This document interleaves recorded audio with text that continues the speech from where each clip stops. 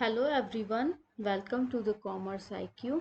और अगर आप कॉमर्स स्ट्रीम से हो तो आप एकदम सही जगह पे आए हो। यहाँ पे कॉमर्स से रिलेटेड अगर आपको एक भी डाउट हो रहा है या कोई भी प्रॉब्लम है तो प्लीज़ आप कमेंट करके बताना। मैं उस पर ज़रूर वीडियो आप लोग का प्रॉब्लम सॉल्व करने की कोशिश करूँगी। और प्लीज़ लाइक करना, सब्सक्राइब करना चैनल को और शेयर करना। सब्सक्राइब के बगल में एक बेल बटन होता है, उसको दबाने से आपको सारे वीडियो के नोटिफिकेशन मिल जाएंगे। तो मैं नॉट फॉर प्रॉफिट ऑर्गेनाइजेशन का एक वीडियो मीनिंग हमने कर लिया था और आगे जो है वो हम नेक्स्ट करने वाले हैं। आगे चलते हैं, देखते हैं कि इसके बाद हमें क्या पढ़ना है। अब इसका कैरेक्टरिस्टिक्स हम देखने वाले हैं कि इसका कैरेक्टरिस्टिक्स आखिर क्या क्या है। एक्चुअली ये जो है थ्योरी में आपको सीबीएसई बोर्ड के 12th में 10 मार्क्स का क्वेश्चन इससे पूछा जाता है। तो ये सारी चीज़ें थ्योरी में कई बार पूछी जाती हैं। तो आपको ये सारी चीज़ें, वैसे अगर आपको मीनिंग पता है तो आप खुद ही कैरेक्टरिस्टिक्स निकाल लेते हो, लेकिन फिर भी मैं आपको अच्छे से, मैं चाहती हूँ एक एक चीज़ आपको समझ में आए। तो चलिए देखते हैं कैरेक्टरिस्टिक्स क्या क्या है नॉट फॉर प्रॉफिट ऑर्गेनाइजेशन का। फर्स्ट है formed by promoters. These organizations are formed by the promoters who can either be individual or groups of individual and enterprise।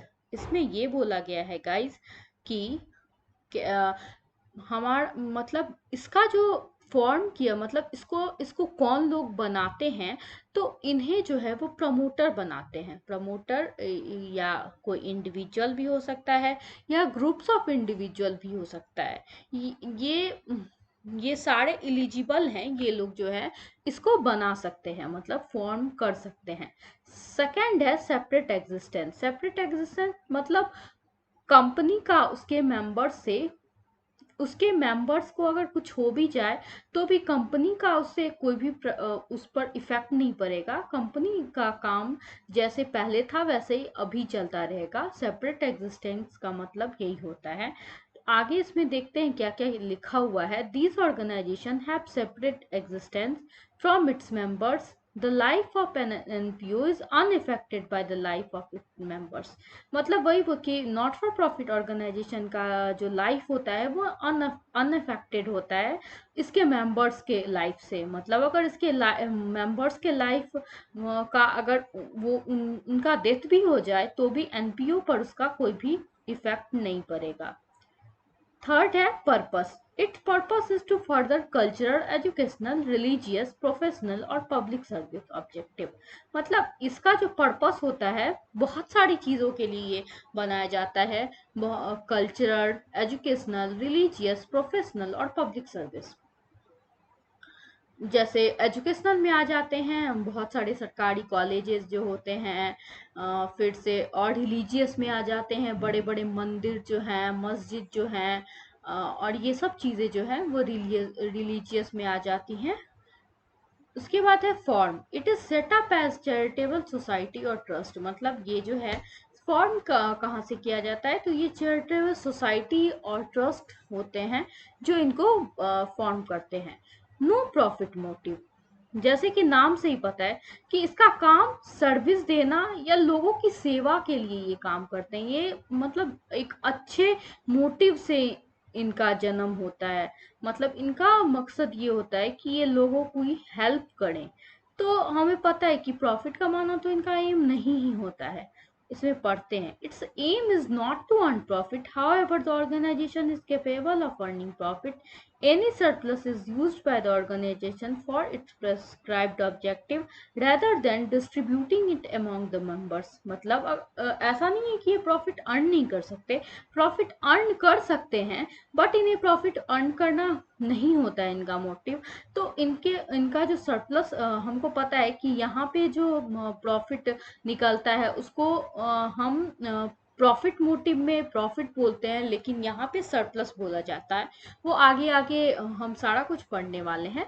तो इसमें यही बोला गया कि सरप्लस जो होता है वो उसका यूज जो है, इसका ऑब्जेक्टिव जो जो काम है ऑर्गेनाइजेशन का उसी में लगाया जाएगा। उसको डिस्ट्रीब्यूट नहीं किया जाएगा मेंबर्स के बीच। उसके बाद है मैनेजमेंट। इसका मैनेजमेंट कौन करता है? तो गाइस इसका मैनेजमेंट इंडिविजुअल करते हैं जिनको हम ट्रस्टी बोलते हैं। तो ये जो इसके जो ट्रस्टीज और मैनेजिंग कमेटी होती है वो दोनों मिलके इसको मैनेज करते हैं। उसके बाद फंडिंग मतलब कहाँ से पैसा आता है गाइस? कहीं हमको पता है कि कोई भी चीज पैसे के बिना तो कुछ भी नहीं हो सकता है। अगर ये फ्री में किसी को खाना दे रहे हैं या कुछ भी फ्री में प्रोवाइड करवा रहे हैं तो इनके पास तो पैसा होना चाहिए ना, तभी तो। और वो भी थोड़ा मोड़ा नहीं, बहुत ज्यादा पैसा होना चाहिए। तो इनका कहाँ कहाँ से इनको फंडिंग मिलती है? बहुत बड़े बड़े लोग सब्सक्रिप्शन देते हैं या फिर डोनेशन देते हैं। गवर्नमेंट भी कई बार इनके बहुत सारे एनजीओ जो है बहुत ही अच्छा काम करती है, तो ये देख के गवर्नमेंट भी उनको कुछ पैसे प्रोवाइड करती है। तो इस टाइप से इनका जो है फंडिंग होता है। उसके बाद अकाउंट्स, इसमें अकाउंट्स कौन कौन से बनाए जाएंगे? गाइस हमको पता है कि प्रॉफिट मोटिव में तो हम trading and profit and loss account हम बैलेंस शीट बनाते हैं। बट यहाँ जब हमें प्रॉफिट चाहिए ही नहीं, हमारा ऑब्जेक्टिव ही प्रॉफिट अर्न करना नहीं है, तो यहाँ पे 3 अकाउंट यहाँ पे भी बनते हैं। बट इन दोनों का काम अलग अलग है और ये तीनों का ऑब्जेक्टिव भी काफी अलग है प्रॉफिट मोटिव से। फर्स्ट है receipt and payment account, second है इनकम एंड एक्सपेंडिचर अकाउंट और थर्ड है बैलेंस शीट। गाइस ये 8 कैरेक्टरिस्टिक्स जो हैं या कैरेक्टरिस्टिक्स या फीचर्स मैंने आपको बता दिए हैं। आप लोग को डाउट हो तो कमेंट सेक्शन में पूछ लीजिएगा और प्लीज़ लाइक करिएगा, शेयर करिएगा, सब्सक्राइब करके उसके बगल में एक बेल बटन होगा उस पर क्लिक करके, और जितनी भी नोटिफिकेशन आएगी आपको मिल जाएगा।